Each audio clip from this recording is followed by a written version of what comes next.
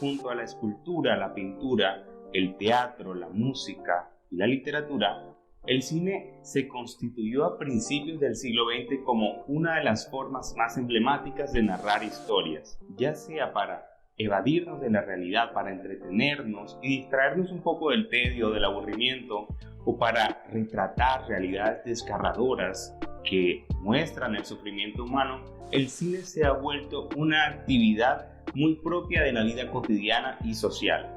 En plena era digital, el número de producciones anuales resulta simplemente incalculable y el acceso al material fílmico es cada vez menos restrictivo. No hace falta que las personas sean expertas en historia del cine o que hayan hecho un seguimiento a X o Y autor para escucharlas conversar sobre la última película de Charlie Kaufman en Netflix o esa serie de la que muy poco se está hablando en redes, pero que resulta sencillamente imperdible. Desde hace varios años, la actividad de ver películas se ha vuelto cada vez más familiar, y a pesar de que existen unas películas más populares que otras, hoy existe una pluralidad de gustos que responden a distintos tipos de expectativas. Esto, sumado a la cantidad amplia de producciones que se estrenan al año, hace de la apreciación cinematográfica una actividad más que necesaria. En este video hablaremos de la actividad no solo de ver cine, sino de cómo apreciarlo. Daremos un breve repaso histórico sobre la apreciación cinematográfica y finalmente responderemos a la pregunta: ¿para qué sirve analizar películas?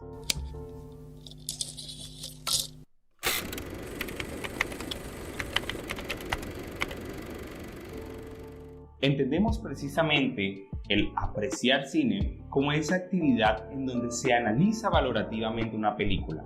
Hay que entender que el término apreciar significa poner precio a, darle valor, darle mérito a algo. Hablamos de una actividad distinta al mismo desarrollo de una película. Es una actividad completamente aparte. Incluso se ha reconocido como un género literario muy cercano al ensayo. Por supuesto, sin el desarrollo del cine, la apreciación cinematográfica no hubiese existido jamás. Y eso nos podría hacer pensar que el analizar películas o el apreciar películas de forma crítica es una actividad secundaria o menos importante que la de desarrollar una película. Sin embargo, la apreciación cinematográfica es más importante de lo que aparenta. Demos un breve repaso histórico de esta actividad y encontremos cuál es la relevancia de la misma. A finales del siglo XIX, los hermanos Auguste y Louis Lumière, con la invención del cinematógrafo, abren al público las primeras proyecciones pagas de una serie de cortometrajes. En pocos segundos, retrataban la realidad cotidiana de distintos sectores de la sociedad francesa de la época. Esta nueva tecnología podía captar y proyectar el movimiento de un ser humano, siendo el principal atractivo tecnológico lo que motivó a los hermanos Lumière. Sin embargo, todavía faltaría poco más de una década para que el cine fuera utilizado de manera formal como mecanismo para contar historias. Se sabe que la crítica nace el 22 de noviembre de 1908 a partir de la película El asesinato del duque de Guisa. El autor de esta crítica, el parisino Adolphe Brisson, hasta el momento era crítico teatral y literato. Con la primera crítica, y esto es supremamente importante, empieza una validación del cine como arte, sobre todo para la sociedad de intelectuales y profesionales de Francia a principios del siglo XX. Para esta década también nacen revistas como Linterna Óptica y revista cinematográfica o Bioscopio. Otros historiadores, por otro lado, hablan de la crítica como un texto que se crea de forma continua en la década de los 20. Ya no solo se comenta el cine como medio de entretenimiento, sino como obra artística, ganando una especie de auge en la década de los 30 con el éxito de Hollywood como peso pesado en la industria cinematográfica. En esta época, los actores no fueron los únicos que se beneficiaron del auge del fandom del cine.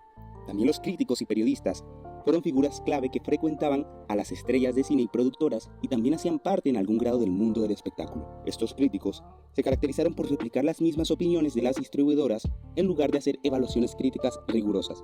Pero la crítica inteligente y ensayista vendría a formarse entre la década de los 40 y los 60. Aquí nacería el género de crítica más pesado, personal y, lo más importante, inteligente. Las críticas de esta época tendrían un sentido de encanto, ingenio y honestidad que sus colegas de épocas pasadas no tuvieron. Revistas como The Nation, Time y The New Yorker fueron revistas que promovieron este tipo de textos. Voces como las de Andrew Sarris y Pauline Kael empezarían a reconocer a un cine de autor. Fue la crítica la que en la década de los 50 a 80 hizo grandes aportes a la teoría fílmica, incluso con mayor relevancia que las instituciones académicas que sí demoraron en apropiarse de los estudios sobre cine. La crítica de esta época se caracterizó por revelar elementos de la estructura fílmica más allá del análisis de una simple película. Sin embargo, para la década de los 80 los editores notaron que los lectores se sentían más atraídos por los sistemas de calificación con letras, números o estrellas. Este sistema no requería una lectura tan cuidadosa y exigente como así lo exigía el trabajo reflexivo de los críticos ensayistas. Hollywood empezaría a utilizar frases pegadizas de la crítica ligera incluso en los avances de sus películas. Finalmente, empezaría una fórmula que favoreció la popularidad de la crítica ligera por encima de esa crítica sustancial de la década de los 40. Nuevamente se trataría a la crítica cinematográfica como forma de entretenimiento en lugar de escritura informativa y analítica. Esta fórmula continúa dominando las secciones de arte en los periódicos y revistas hasta el día de hoy. El auge de las redes sociales terminaría de lapidar la crítica profunda de mediados del siglo pasado. En la actualidad, no es tarea fácil encontrar crítica del nivel, pues se ha naturalizado una forma mercantil de textos o videoensayos que hablan de películas como unidad y no como representantes del hecho fílmico. Estos nuevos movimientos han sido criticados por el escaso derrotero teórico, la falta de unos criterios coherentes y resumen la complejidad del análisis en un sistema de calificación por números o estrellas. A pesar de la popularidad de la crítica en redes sociales, la crítica profunda y ensayista ha sido un estandarte para la construcción de la teoría fílmica. A pesar de que la crítica en redes sociales es excesivamente popular, hemos visto que precisamente la crítica especializada o ensayista es aquella que ha tenido más relación con el desarrollo fílmico en sí mismo. Revisemos pues entonces para qué sirve analizar películas. A pesar de que a menudo son las películas las que hacen un retrato complejo sobre, por ejemplo, la psicología humana o las relaciones sociales, el análisis de películas es lo que permite poner en contexto ese retrato que hacen las mismas. Es decir, pone en diálogo el retrato con otros contextos. Por ejemplo, películas como Shaft, Coffee o Cleopatra Jones, películas muy representativas del movimiento Blaxploitation, narran las historias de héroes en busca de justicia que a menudo deben enfrentarse contra narcotraficantes o criminales.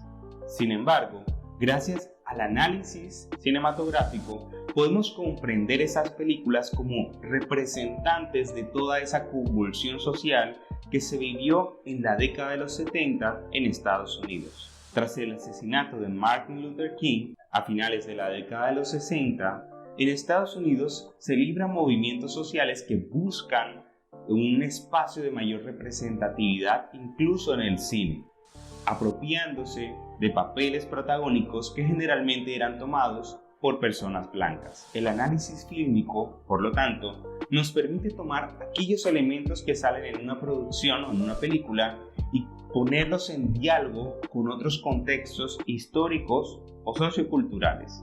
Quien analiza películas también tiene una función pedagógica, puesto que analiza películas a través o a la luz de referentes teóricos o conceptuales del cine. Codifica el mensaje de estas y las entiende a través de la teoría fílmica, permitiendo a los espectadores o lectores de su análisis comprender de forma práctica ciertos elementos técnicos relacionados con el guión, con la fotografía, con el montaje, entre otros. Esto último le da al público herramientas para que a futuro ellos puedan hacer sus propios análisis. Este fue el primero de una serie de capítulos que pretenderán explorar un poco el mundo del análisis cinematográfico y que servirán de guía para que le des un poco más de profundidad a los análisis que haces de tus películas y series favoritas. Si les gustó el contenido de este video y desean seguir viendo contenido similar, no olviden suscribirse a Cine con Otros Ojos. Subimos contenido de forma semanal. Nos estamos viendo y recuerda ver siempre el cine con otros ojos.